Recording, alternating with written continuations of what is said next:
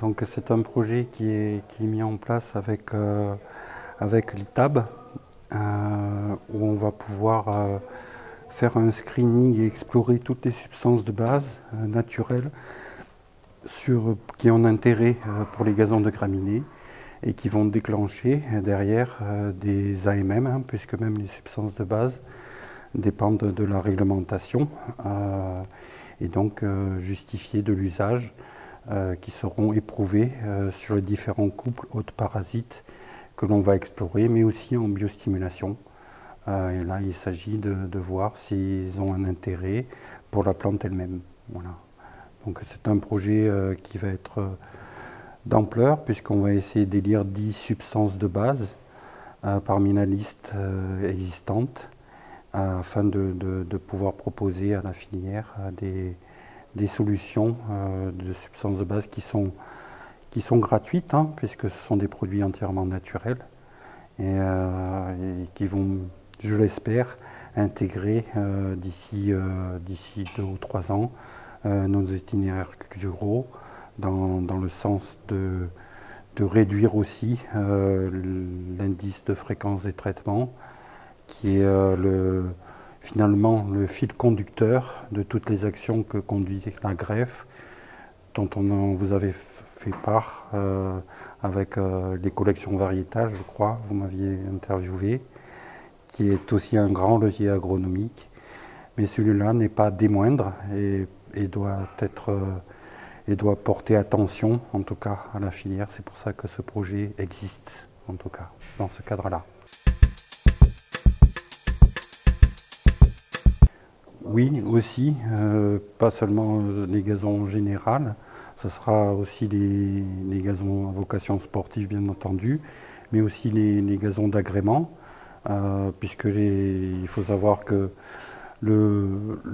avec la loi Labbé, pour ces emprises-là, sont déjà en zéro phyto. Donc ce seront d'autant d'utilité d'être connus par aussi les particuliers pour pouvoir entretenir leur gazon. Et Dieu sait si c'est une petite emprise. Je vous rappelle que les gazons chez les particuliers, c'est près de 800 000 hectares en France. C'est pas une paille. Donc ils peuvent être considérés à ce titre comme aussi une emprise de toutes les attentions que peuvent avoir les particuliers pour leur valeur récréative, mais aussi de biodiversité, puisque les gazons apportent aussi au niveau environnemental pas mal de piliers de ce que l'on recherche aujourd'hui. Il est à son tout début. On a donc l'Office français de la biodiversité nous a donné l'aval de devoir le faire. Après, il faut nous réunir entre les différents experts sur l'usage, à savoir le docteur Patrice Marchand, qui est le directeur de l'ITAB, l'expert national GEVI, qui est Jérôme Julien de la DGAL, et moi-même. Donc on va se mettre autour d'une table pour essayer de faire ce peu et de délire ces 10 substances. C'est un grand projet qui tient vraiment à cœur aussi la filière, puisqu'il s'agit de pouvoir faire une analyse multispectrale de nos emprises,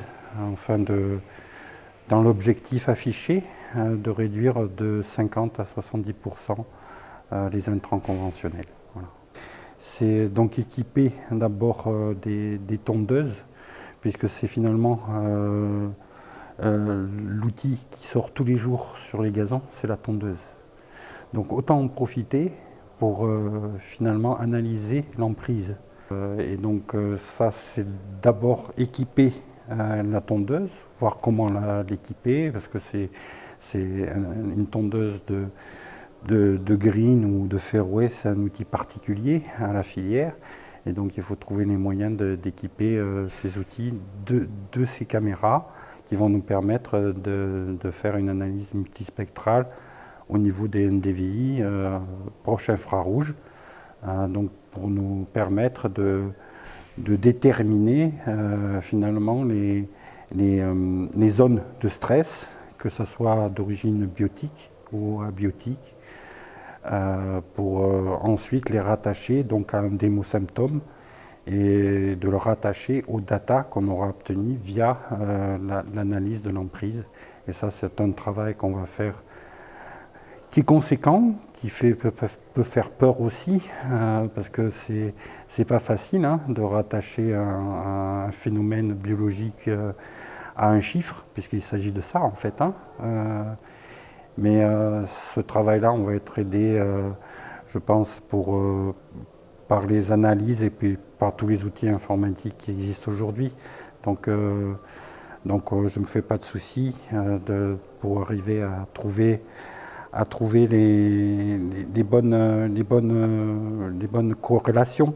Après, ce qui compte, ça sera l'implication des deux sites qu'on a pensés, à savoir le golfe de Gibraltar et le golfe de Chantilly, avec les intendants qui auront un gros travail à faire, puisque ce sont eux qui connaissent leur emprise mieux que moi, et mieux que quiconque, et c'est eux finalement qui vont prédéfinir ces zones de test, qui va être gage de nous donner le plus de données à analyser pour faire évoluer l'outil. Voilà, c'est ce que j'espère et c'est la finalité du projet, puisque après ils vont pouvoir être transférés aux outils de traitement, à savoir les pulvérisateurs, pour réduire finalement les quantités des produits, des pesticides ou des produits biotiques, enfin des biostimulants, les engrais, que sais-je, qui seront prédéfinis et prédétectés par cette technologie. Donc un projet ambitieux, actuel, scientifique aussi quelque part, mais qui nous permettra de faire évoluer encore la profession, je l'espère.